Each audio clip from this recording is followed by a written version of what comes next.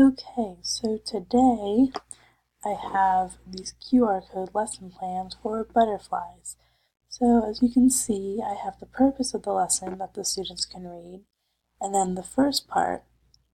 So the first part is a video that the students can view. So all you have to do, they have to take their phone or a parent's device or something and scan the first one, and it will take you to the video. And then for the second one, I want them to look at a website that has pictures of butterflies. They just have to scan that. The third one, it is an online book that they can read. And then the fourth one is a craft, and it goes step by step.